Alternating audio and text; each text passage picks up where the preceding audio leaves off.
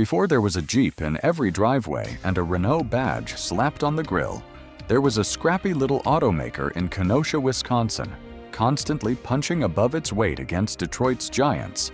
AMC never had the budget of GM or Ford, but it had something arguably more interesting: a willingness to take genuine risks. Today, we're digging through 9 machines American Motors actually built, actually tested, and then, for one reason or another, never let anywhere near a dealership lot. One of them is a van. I know that sounds like a joke. It isn't. Let's get into it. We start with the 1965 AMC Vixen, a styling exercise that quietly previewed a car most people don't realize was coming years before it arrived. Dick Teague, AMC's longtime design chief, was the man behind it. And if you look closely at the proportions, you can already spot hints of what would eventually become the 1970 Hornet. Think of the Vixen less as a finished product and more as a sketch. AMC decided to build in metal just to see how it felt in the real world. The overall shape leaned into a long hood short deck stance, borrowing conceptually from the earlier Cavalier show car before AMC's designers layered in a semi-fastback roof to keep it from looking too conservative. The front end carried what the design team called a quad venturi theme, with narrow rectangular headlamps set deep into the bodywork, almost like the car was squinting at you before deciding whether you were worth its time. The hood wasn't just decoration either. It housed a functioning air intake blister, a small but deliberate detail that signaled this wasn't purely a beauty exercise. Up on the roofline, a row of vents sat angled at roughly 45 degrees, added specifically to aid rear visibility during low-speed maneuvers like backing out of a parking spot. And then there's that rear window, which is honestly the strangest part of the whole design. It was pushed inward, curved and shaded in a way that made it nearly disappear from certain angles, an optical trick pulled off entirely through paint and body contouring rather than anything technological. AMC then wrapped the entire thing in a blindingly bright yellow finish, which sort of defeated the purpose of the vanishing window, but absolutely guaranteed the Vixen wasn't going unnoticed on the show circuit. Before the AMX became a production reality in 1968, it went through a considerably more glamorous, considerably more European phase. And that's where the 1966 Vignale AMX prototype comes in. This is genuinely where the AMX name was born. Back in 1965, AMC assembled a design team under Chuck Mashigan and Richard Teague with a simple brief: build a 2-seat sports coupe with real presence. It was Teague who lobbied hard for calling the project AMX, a name that obviously ended up sticking around for decades. This particular prototype emerged from something AMC called Project 4, a batch of 4 experimental idea cars shown quietly to select audiences to gauge reaction. Out of that group, the Vignale-built AMX was the standout, the one everyone in the room kept coming back to. Its earliest form was little more than a hollow fiberglass shell. No drivetrain, no functioning components. Essentially a rolling mock-up that changed fast once AMC shipped the project to the Italian coach builder Vignale, who turned the shell into a running steel-bodied machine in less than 3 months. Suddenly, this wasn't just a pretty shape anymore. Power came from a 290 cubic inch Typhoon V8, and the engineering included hidden A-pillars along with a cantilevered roof structure that doubled as a built-in roll bar. In back sat a fold-down ramble seat, giving the car an odd but charming split personality, part muscle coupe, part impromptu picnic bench. At a 98-inch wheelbase, the dimensions weren't drastically different from what the production AMX eventually rode on.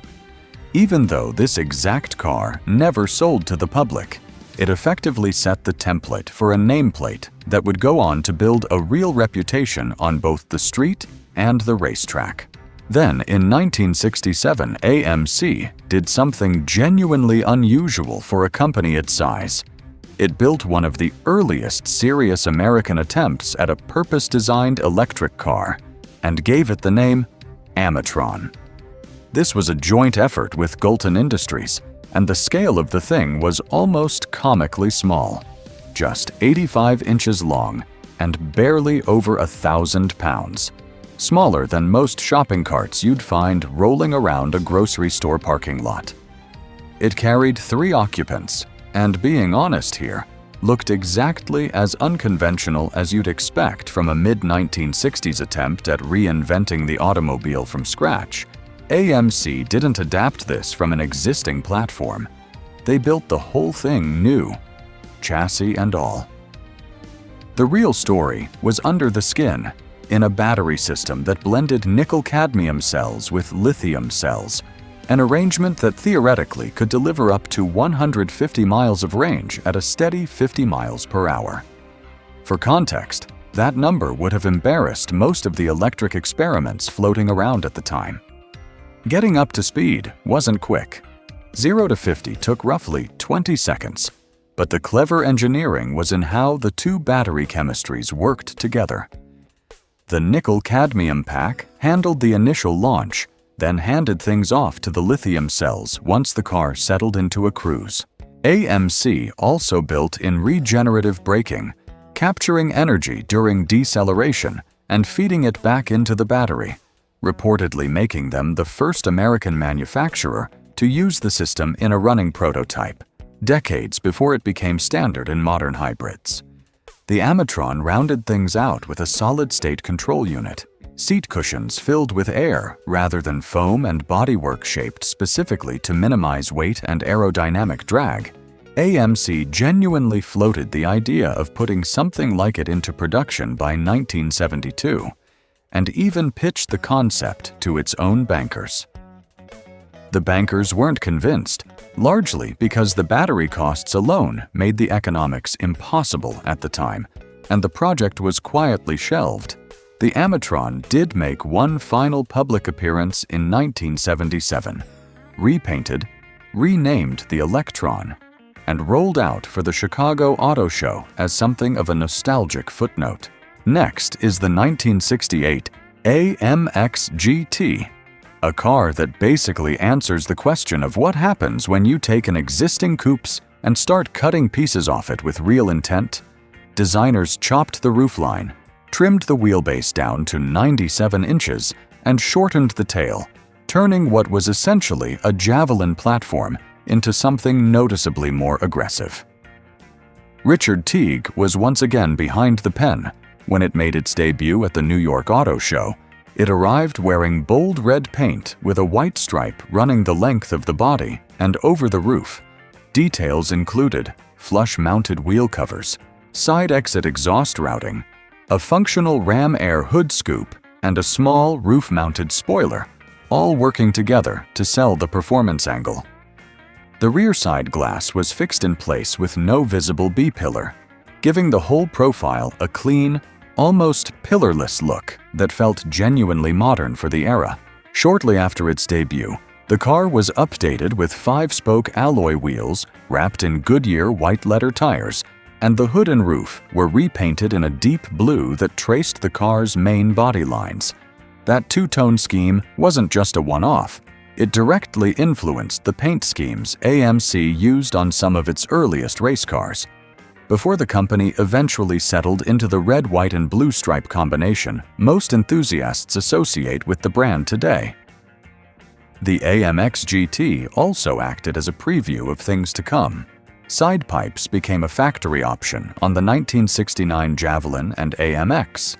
The hood scoop clearly inspired the 1970 Go package, and the flat black shadow mask treatment became an actual production paint option on 1970 model AMXs. Even the shortened rear treatment resurfaced a couple of years later on the Gremlin. It's one of the better examples of Richard Teague's real talent, stretching AMC's limited parts bin into genuinely fresh-looking designs without needing a Detroit-sized budget. The concept even landed a spot inside AMC's 1969 annual report, photographed alongside company executives in its second blacked-out configuration. Moving to number 5, the 1969 AMX-2, a mid-engine two-seater developed with Dick Teague working alongside the Italian studio Idol Design. This was AMC's genuine attempt at building something that could stand toe-to-toe with European sports cars. Not just look the part. Power came from a 390 cubic inch V8, producing somewhere around 340 horsepower and 430 pound-feet of torque, paired with a 4-speed manual, power-assisted disc brakes, and a limited slip differential. The body wore gull-wing doors and aggressively low aerodynamic lines that made it look like nothing else AMC had ever built.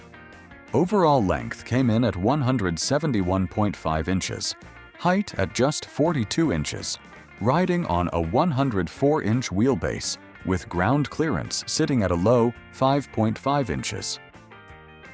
An independent double wishbone front suspension paired with a semi-trailing arm rear setup gave it genuinely sharp handling credentials on paper. Despite all of that promise, the AMX-2 never advanced past prototype status. Only 2 were ever completed, one now on display at the Kenosha History Center. The other held in a private collection. Reported performance figures put the top speed near 165 miles per hour with a 0 to 60 time under 6 seconds. Numbers that would have been legitimately competitive with contemporary Italian exotics. At number 6 comes the 1970 AMX-3, arguably AMC's most ambitious swing of them all. This was another mid-engine sports car styled by Dick Teague, engineered with direct input from Italian engineer Giotto Bizzarini and hand-assembled in Italy by Vignale, the same coach builder responsible for the earlier AMX prototype. It had its debut at the 1970 Chicago Auto Show, looking every bit as exotic as its build sheet suggested. A 390 cubic inch AMC V8 sat behind the driver, paired with a 4-speed manual, and when the car was tested at Monza, it actually surpassed its projected top speed of 160 miles per hour. A genuine surprise credited to Teague's aerodynamic shaping combined with Bizzarini's suspension tuning. Unfortunately, tightening federal bumper regulations combined with AMC's increasingly shaky finances brought the whole program to a halt. Only 5 original cars were completed, though some accounts push that number as high as 7. AMC had originally planned a production run of 1,000 units and had gone as far as ordering 24 additional test chassis before the entire project collapsed under its own weight. Number 7 brings us to the 1977 AM van. And yes, this is exactly the strange little vehicle teased at the start of this video. It's completely real. The AM van represented AMC's attempt to reshape public perception during one of the roughest stretches the entire American auto industry had faced. In the wake of the oil crisis, AMC chairman Roy Chapin Jr. wanted to demonstrate that compact didn't have to mean forgettable, and the AM van delivered that message loudly. It toured as part of AMC's Concept 80 showcase, a traveling exhibit that stopped in 7 major cities and displayed 6 different futuristic vehicles, some electric, some Jeep-influenced. But the van consistently drew the biggest crowds. It's easy to understand why once you see it, wide tires, flared fenders, side exhaust pipes, an aggressive front air dam, and just enough turbo badging to sell the fantasy, even though there was no turbocharged engine anywhere near it. In fact, there was no engine at all. The AM van was a wood-framed, fiberglass-bodied mock-up with no working drivetrain, doors that didn't actually open properly, and an interior left half-finished behind heavily tinted glass. but the underlying concept was smart regardless. 3 across seating up front, a massive greenhouse for visibility, and stated plans for an eventual 4-wheel drive variant. Ideas that arguably arrived years ahead of where the broader industry was heading. The final 2 cars on this list share a common thread. Both were early design studies built off the humble Gremlin platform, and documentation on either one is genuinely thin, but they're worth including regardless. At number 8 sits the 1977 Concept 1, the first entry in a planned trio of subcompact styling studies. It featured added side quarter windows for improved visibility, squared-off headlamps, and a distinctive Continental tire bulge molded into the rear bodywork. A small but noticeable departure from the standard Gremlin's shape. Rounding out the list at number 9 is the 1977 Concept 2, built on the same underlying philosophy as its sibling, but swapping in hideaway headlamps and a reinforced roof structure built around a central targa band, giving it a slightly more athletic stance than the standard production car ever managed. Looking back across all 9 of these, what stands out most is how consistently AMC punched above its budget. This was a company with a fraction of the resources available to GM, Ford, or Chrysler. And yet it kept greenlighting projects this ambitious. An electric city car with regenerative braking in 1967, a mid-engine Italian-built exotic in 1970, a van concept nobody asked for but everybody remembered. Most of these never stood a real chance at production, whether due to cost, regulation, or simple bad timing. But together, they paint a picture of a scrappy underdog automaker that was never afraid to swing for something interesting. If you got something out of this one, go ahead and subscribe and take a look at the recommended video on screen. I'll see you in the next one.